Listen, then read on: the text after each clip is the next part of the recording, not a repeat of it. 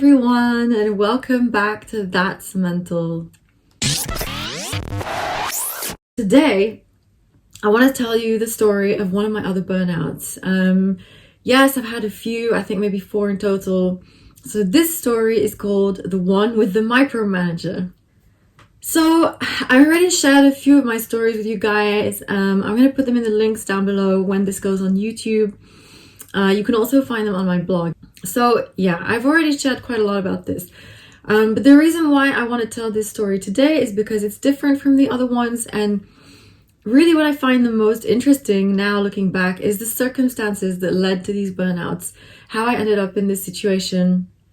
And I want to share so that you can learn from it as well. And to be honest, I find it hard to believe and almost crazy that I can say now, oh yeah, I burned out 4 times. Or 4 to 5 times, and I say that really casually as if it were nothing. But in fact, it is crazy to burn out 4 times and to carry on working. I never took leave. So it's definitely not a good thing. And I'm really glad that, today I can talk about it with ease.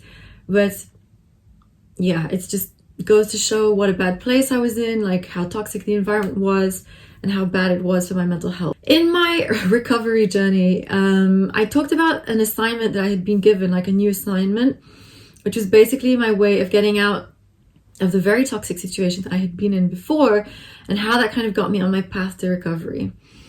Now, this burnout I'm talking about today happened after that assignment. I was back working in the agency on a variety of different projects. So as I mentioned in my recovery journey, basically I was super fortunate after this assignment to get a really good manager who totally understood what it meant to have mental health issues. They were super supportive of me, of my anxiety, of my need to really look after myself. And yeah, they just got it, and I was able to talk openly about it, and they were protective of me. They really had my back. They really looked out for me, and that was amazing because that was definitely what I needed in that time when I was recovering. But unfortunately, that person left, so that by the time this burnout happened, I had a new manager. And actually, I had been a bit worried about what was going to happen when my manager, who understood mental health, left. And I was definitely worried about working with this new person because I already knew what they were like. I knew they were a micromanager. They had a tendency to do that, so I was really a bit concerned. And unfortunately, I had a reason to be concerned because this person's micromanaging tendencies were really disruptive to the way that we worked as a team. Not to mention that this person had a way of behaving with clients, or like a relationship with clients, that I just found to be really unhealthy. Basically, they tended to agree to anything and everything that the client asked for. They didn't really ask questions. They didn't push back. They kind of just went for it no matter what. Which meant that, in turn, this put the team under huge amounts of stress because whenever the client asked for something, even if it was unreasonable, we all had to just make it happen. So that was really stressful. So with that in mind, I was here I was with my new manager, who was a micromanager and had a way of operating that I didn't really like. And once again, I was responsible for delivering a huge project in a very short amount of time with crazy deadlines. It was a high stakes project. Obviously, we really wanted the client to be happy, of course. So I had a lot going on and I was under a lot of pressure. So here's how this person's micromanagement in that situation, obviously bearing in mind in agency, I had other projects going on. It wasn't just this one big one, but that was the one that was taking up the most of my time, the one that I felt the most pressure to deliver on, alongside with all the other things, and this person who was constantly breathing down my neck. So their micromanagement, first of all, it was frustrating because I felt that they were constantly double checking what I was doing, if I had done it right, if I'd done it in time, questioning my choices, etc., etc. So that was pretty frustrating.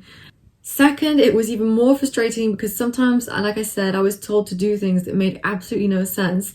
And I just had to do them and get on with it, no questions asked. And this meant that I didn't have any freedom to operate, and if you, I made a video in which I talk about signs how you know you're in the right job, freedom to operate is one of them. So I definitely didn't feel that at all. I didn't feel empowered with this person constantly checking what I was doing.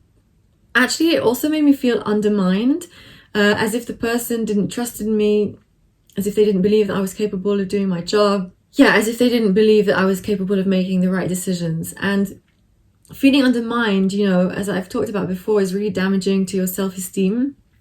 And although I'd been able to rebuild my self-esteem by then and I was in a much better place, it's still, you know, when you're facing that on a daily basis, it still becomes something difficult to deal with, and the self-doubt can start to creep in. And not only that, obviously, anybody who's experienced this will know that person's micromanagement was a huge waste of time for everyone, for them included, you know. I constantly had to justify decisions that I'd made. I constantly had to explain things to them. I had to, you know, redo things over because this person had changed their mind at the last minute. So massive waste of time at a time when you're already working around the clock, and you're feeling stressed and you have to do things over. It's just ridiculous. The additional challenge of working with this person was also that they never admitted that they were wrong or that they had made a mistake, which meant that sometimes they might make you do something illogical, and once they'd realized it was wrong, they'd never come over to say so or say sorry for wasting your time. Emotionally speaking, basically I'd kept all of this bottled up inside of me, you know, as well as the stress. And although by then, like I said, you know, I'd really improved, I was much better at expressing myself, standing up for myself, looking out for my own boundaries, it's also really exhausting to have to manage yourself emotionally on top of the crazy workload. So, you know, I had to sometimes have difficult conversations and go up there and kind of stand up for myself. And although I could do that, it's just emotionally exhausting. It's basically self-management. It's not even managing upwards. It's really like as if you're trying to be both the parent and the child, like you're the child and you're parenting yourself, basically. Like it's just an impossible ask for someone to fulfill both of those roles at the same time. So although I could do it, that doesn't mean that you should be doing it for yourself. It's great to have the skills and to learn that, but actually, you know, your employer and your work environment should be looking out for you. It should be one where you don't have to do that all the time. It's not to say that it has to be this Care Bear environment where, you know, nothing bad ever happens. It's just to say that you shouldn't have to bear such a huge burden of responsibility of looking out for yourself all the time in stressful situations. So all of this together is just a toxic cocktail of emotions, which was just about ready to explode. And as you know, if you've watched some of my other videos, of course, it was the end of the year, because the end of year burnout is a thing. Like for me, it always happened at the end of the year. I'd always reach the end of my rope. You know, you just work so hard, and the last 4 months of the year are just crazy. So yeah, of course, there I was, year end, trying to make this project happen. You know, the client was breathing down my neck. They were unhappy. They were rude, frankly. They were not a pleasant group of people to work with. So that wasn't helping. Then I was also working with some colleagues in another office, and that relationship wasn't going well either. I think, looking back, probably because we were all stressed. So I was just losing it, basically, you know. I was really falling apart. I just couldn't handle it anymore. And by the time Christmas came around, I was just completely burnt out and exhausted. So thankfully, though, because it was the end of the year, I had the Christmas break. I always have the Christmas holiday to kind of recover. And somehow it's interesting because, you know, the first year, for example, I was just dead. I mean, I could barely do anything. I could just sleep, you know. And then the second year, it was different. But always, somehow, these Christmas periods for me were a time to reflect and really think about what had happened, how I had ended up in this situation, and most importantly, what was I going to do, you know, moving forward about that. And so as it turned out, whilst I was thinking about this burnout and what happened, and, you know, obviously, aside from the fact that this person was micromanaging me and that my other manager, who I really liked, had left, I suddenly realized that this manager that I had then was super, super good at giving responsibility to other people. So what they did was that they managed to make you feel responsible about something, even though it wasn't your responsibility. So for example, although that person was my manager, they made me responsible for delivering this huge project to the client. And I don't know how to explain it, because you might think, oh, well, that's normal. They're delegating to you, like you're responsible for the project. I suppose in a sense that is normal, but the way the structure works in the agency is that you usually have like a lead on the account, so on the client. Somebody is leading that particular client group, and that person is responsible for the relationship with the client, for running all the teams within the agency, for making sure that projects are being delivered on time and that the people that they've delegated to are actually able to do that and are managing.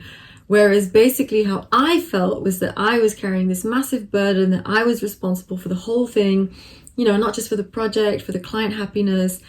I just felt that everything was at stake. And I realized that this person was very good at allowing others to take on the responsibility and then almost feeding into that in a manipulative way to make you believe that you were responsible, so that they could then just walk away from the situation and leave you in your struggles, which no wonder is a massive responsibility to carry mentally, and definitely contributed to the feeling of burnout. Because I was caught up in the day-to-day and I was so stressed out, obviously at the time I didn't even realize that they were doing this to me. And the thing is that I am a perfectionist, and I am someone who cares about my work, and definitely I feel that people will take advantage of people like us. And I've met other people like that, and I find that often what happens is that outsiders who don't share those traits can really take advantage of you, because they see that you're always going to be putting in the extra mile, you're always going to be going, working longer, putting in an effort, really caring about doing a job well done. And so they just abuse that, basically, to give you more work, to give you more responsibility, because they know that you can work hard and achieve. And those are excellent qualities to have, but it's really not fair to take advantage of people, because eventually they will end up pushing themselves to burnout, or you will push them to burnout for putting so much on them. Back to my situation, I personally feel that my manager had sensed that this was my personality, and I felt that they'd really taken advantage of that and just left me there to struggle. So thankfully, thanks to my Christmas break, I was able to come to this realization. I started pushing back even more, and to be honest, it was mostly just lifted a huge mental weight off my shoulders, realizing that I wasn't responsible, and kind of giving the responsibility back to them and asking them to play that role of my manager and just, looking out for us. So, luckily with the new year, I had a fresh perspective, and I just came back feeling stronger, better able to deal with what was happening. And, the funny thing is that knowledge is power. I really feel that, especially in these negative work environments, in the toxic work environment, I really feel that once you can label what's happening to you, like once you get the awareness of what it is, the situation, the person, then suddenly you are able to, first of all, take a step back and say, okay, this is what's happening. It could be, okay, someone's bullying me. Oh, okay, this person is pushing responsibility onto me. Whatever it is. And then you can say, all right, so it's not me, it's not my fault. What am I going to do about it now? And one of the classic concepts is or things that people say is focus on what you can control, which honestly, like, I used to get frustrated by this, but it makes a massive difference. And basically, what I could control was setting better boundaries, pushing back on this person more, and just not accepting the way they were behaving any longer. And that's just the way we interact as humans. It's a really push and pull way of communicating and being with one another. And so that person sensed that, certain things just weren't going to work anymore. And, things started to be a bit more regulated. I think, once again, it was a big lesson that I learned. It really allowed me to get closer to understanding what good conditions I needed to be in you know, who I needed to be surrounded by and what does it take for me to be able to do my job well. And of course, yeah, it was another lesson in what kind of toxic behaviors there are in the workplace, how to step away from them, how to manage them, like I said. So at the end of the day, like I said in the beginning, I'm really glad that I can share this experience with you now so that hopefully you can learn from it. Also, for you to realize that you're not alone. This happens to a lot of people, unfortunately. It's sad to say, but you know, there are quite a lot of toxic work environments or just toxic people who abuse their power. But you know, there is a way of getting out of that, and it does get better. So please hang in there, don't worry, things are going to be better.